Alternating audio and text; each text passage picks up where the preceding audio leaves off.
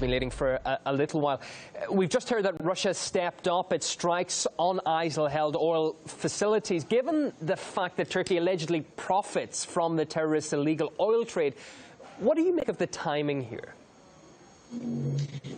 Well, I think that the timing of these airstrikes, I don't think we did what happened this morning with the airplane, the bounding of the jet, the Russian jet plane, because this was part of the Russian targets ever since Russia started in September targeting ISIS territories. But to be more specific about these specific oil fields that Turkey gets benefits from, I believe that Turkey now has more on its mind than where the oil will go after the downing of this plane. I mean, they are seriously on the edge of their seats right now. Everybody is on the edge of their seats right now. The thing that happened this morning is huge. It shows that NATO attacked Russia, not only Turkey, because Turkey is part of NATO. So I think that their mind will not be on the oil right now. They will be on this plane. And we saw that Lavrov canceled his visit which was scheduled on Wednesday. There's also a statement there. So I think that from now on, anything that happens on the Turkish-Syrian border is a direct statement and a direct hit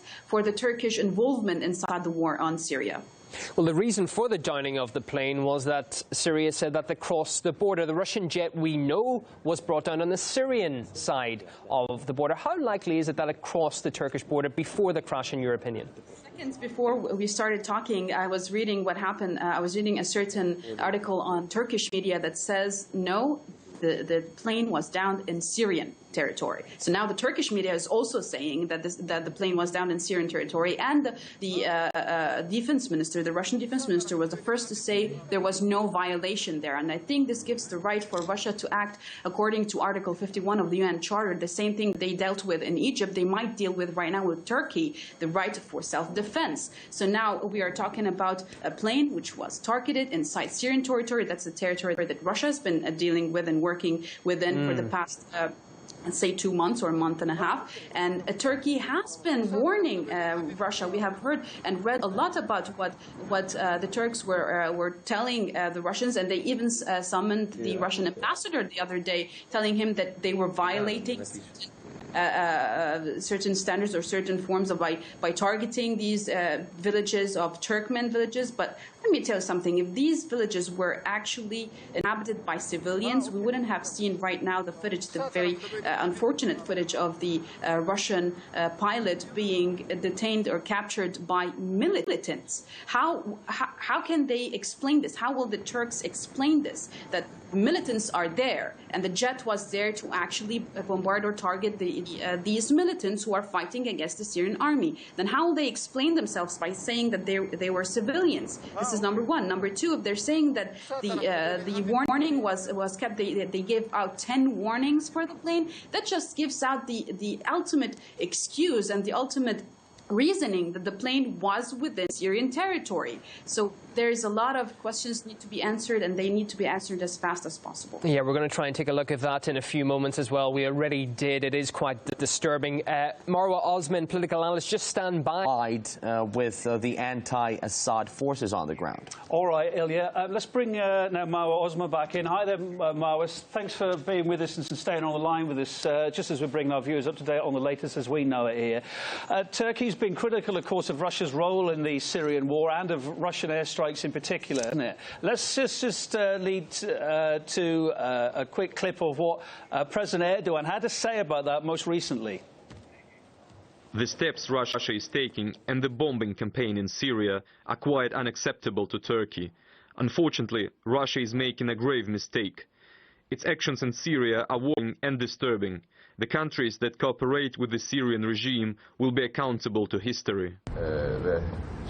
I'm once again stating this very clearly.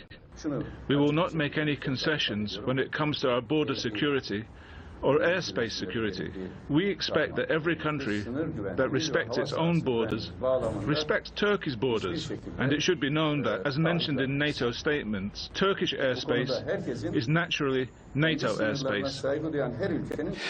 Back to you, Marwa. You know, on the face of it, you would think that Turkey would be fighting the same foe, if you like, ISIL, as Russia is. But what's being said, what's being done today was maybe very probably an accident. That's all still to come out. But why are they not heading towards the same goal here on the face of it? Well, let me start by ironically commenting what Erdogan was saying there, that Turkey's airspace is NATO's airspace, was as well, that Turkey's mistake is the NATO's mistake, and now they have to be responsible and held all responsibility for this mistake that has been done. And to talk about the security and the independence of each state and respecting the borders of each state, why wasn't Turkey respecting the Syrian border for the past 5 years? Why did Turkey allow the insurgents to enter through its land, through its borderline into Syria, and just create chaos inside the Syrian state? And why did Turkey, even though by knowing that Russia has been engaging in intervention, the Russian intervention that started in September on the ISIS and other targets inside Syria, they well knew that this was a heavy target for Russia, and they knew that any kind of aiding and supporting, funding, or even arming these terrorists will be blatantly saying that we are helping ISIS, we don't care for what Russia is doing inside of Syria. Then they have to be responsible for all the things they state and do.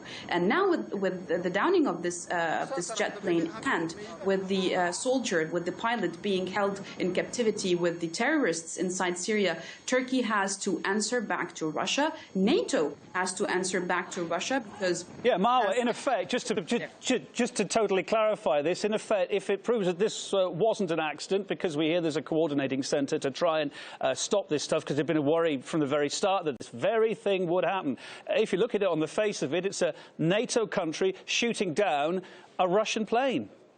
Yes, it is, and this is what is going to be talking about. The entire NATO members are going to be talking about this in the meeting, which I think that's going to be very soon held in Europe. But this will also prove for NATO that Turkey might be an actual burden on them. If Turkey started this, then who will end it? Marwa, thank you for your thoughts here. We might come back to you a little bit later. We always appreciate it when you come on at very short notice here as breaking news happens. And, of course, big story today. Continuing to unfold in what was already a very complicated situation in Syria. Marwa, for now, thank you. Let me bring you up to speed with that breaking news. Union, do you want to take it up here? Tell viewers what's happening so far today. It's not our only breaking news of the hour. Let's take a look at what else we were covering